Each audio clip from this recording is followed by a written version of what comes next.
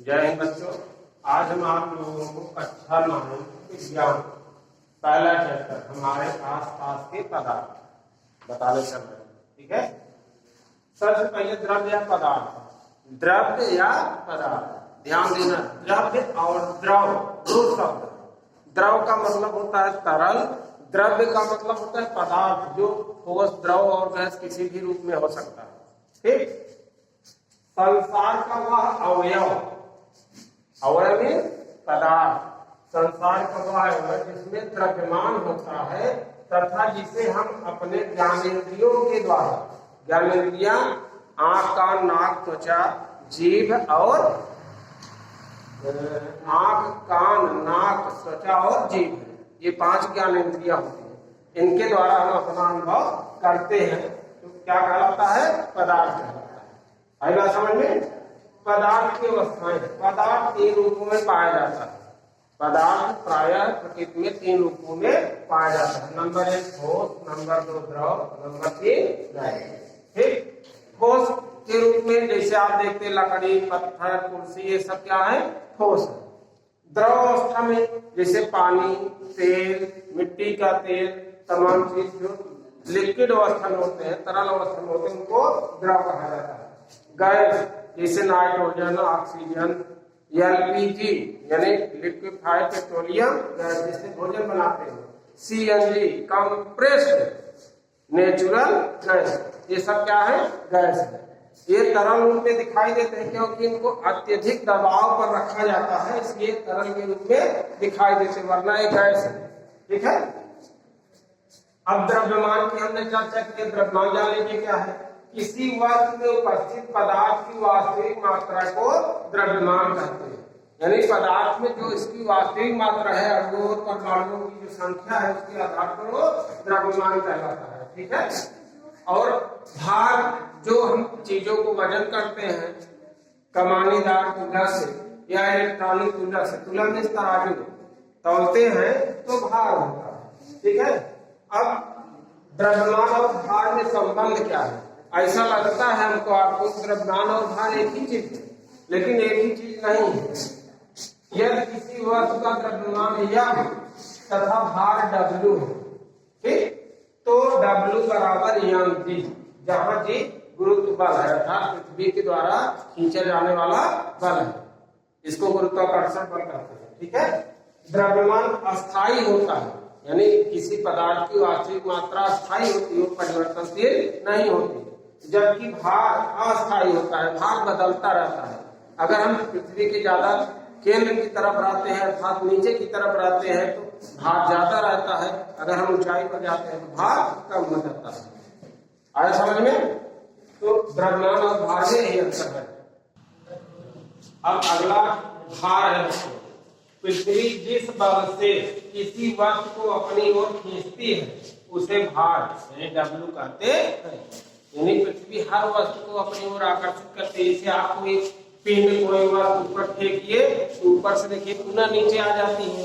ठीक है, तो जिस बल के कारण अपनी ओर खींचती है उसको क्या कहते हैं? भार कहते हैं। स्थान परिवर्तन के साथ इसका मान बदलता रहता है। यानी भार, हमने बताया पहले ही कि भार फिक्स नहीं होता, अस्थायी नहीं होता, एक स्थान के साथ बदलता रहता है। अगर हम ऊंचाई पर जाते हैं भार कम होता है, गहराई में जाते हैं भार ज्यादा होता है।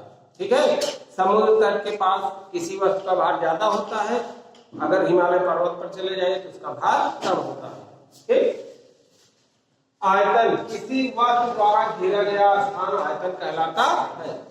ठीक है, यानी किसी वस्तु के द्वारा जो भी स्थान घेरा गया है उस स्थान को ही आयतन कहते हैं। ऊर्जा किसी वस्तु के द्वारा कार्य करने की क्षमता को ऊर्जा कहते हैं। इसको ई से व्यक्त किया जाता है, आयतन को जी से व्यक्त किया जाता है। ठीक है, किसी वस्तु के कार्य करने की क्षमता को ऊर्जा ई कहते हैं। ई का मतलब एनर्जी। द्रव्यमान ऊर्जा तुल्यता नियम, यानी द्रव्यमान और ऊर्जा में क्या संबंध है?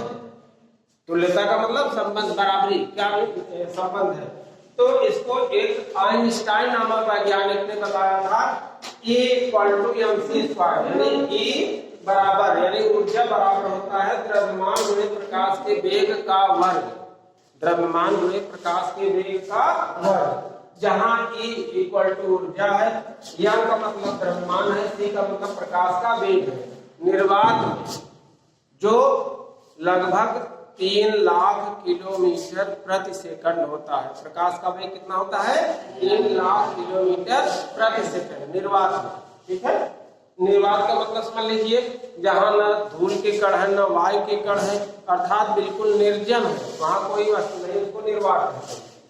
पदार्थ का भौतिक स्वरूप, पदार्थ अत्यंत सूक्ष्म कणों से बने होते हैं। पदार्थ बहुत छोटे छोटे, कोई भी पदार्थ हो, चाहे लोहा, सोना, मिट्टी, तांबा, चांदी, कुछ भी हो, बहुत छोटे छोटे कणों से बने होते हैं। और ये कण इतने सूक्ष्म होते हैं, इतने छोटे होते हैं, इनको हम नंगी आंखों से देख नहीं सकते। इनको देखने के लिए संयुक्त सूक्ष्मदर्शी या इलेक्ट्रॉन सूक्ष्मदर्शी की जरूरत होती है, जो बहुत प्रबल होते हैं, हजारों गुना ज्यादा बड़ा करके दिखाते हैं, तभी हम उनको देख सकते हैं।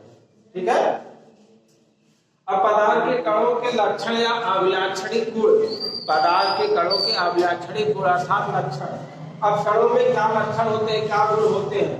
नंबर 1 है कणों के बीच में खाली स्थान होता है। कि कोई भी पदार्थ है उनके कणों के बीच में बच्चों खाली स्थान होता है। जैसे आप देखिए गोली है, अगर इसी रूप में है तो बीच में देखिए खाली स्थान हो गया ना, ये बीच में खाली स्थान होता है। जैसे आप कांच की गोलियों को एक साथ अगर किसी बर्तन में किसी कप में भरे तो गोलियों के बीच में खाली स्थान होता है, उसमें आप पूरी तरह से भरने के बाद एक मुट्ठी बालू डालेंगे, बालू समाहित हो जाएगा ना। अब बालू के कणों में भी खाली स्थान होता है, उसमें थोड़ा सा पानी डालेंगे, पानी भी समाहित हो जाएगा।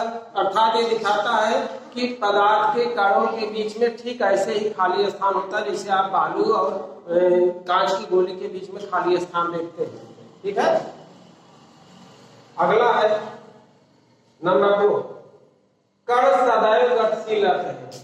कोई भी पदार्थ हो, हमको आपको स्थिर दिखाई देते हैं, लेकिन उनके कण सदैव गतिशील होते हैं, अर्थात स्थिर नहीं होते। और जब हम इनको गर्म करते हैं, गर्म करने के बाद उष्मा देने के बाद उनकी गतिज ऊर्जा में वृद्धि हो जाती है, अर्थात वो और तेजी से गति करने लगते हैं। आई बात समझ में? और ठंडा करने के बाद उनकी गतिज ऊर्जा कम हो जाती है।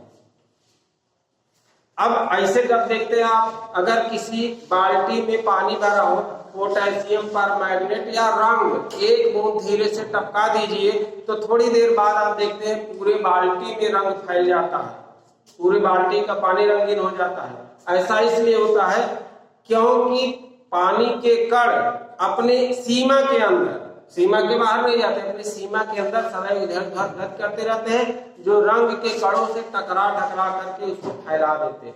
यही कारण है थोड़ी देर बाद पूरा पानी रंगीन हो जाता है। इससे सिद्ध होता है पदार्थ के कण सदैव गतिशील होते हैं। नंबर 3 है कणों के मध्य आकर्षण बल होता है, यानी पदार्थ के कण आपस में आकर्षण बल के कारण एक दूसरे को आकर्षित किए रहते हैं, इसलिए वे अपनी सीमा से, अपने परिधि से बाहर नहीं जा पाते। अगर आप कहीं भी पानी वगैरह रखते हो तो उसी सीमा के अंदर करता रहता है, बाहर नहीं निकल पाता है। ठीक है, अगर आकर्षण बल ना हो तो पानी बाहर निकल जाएगा। आई बात समझ में?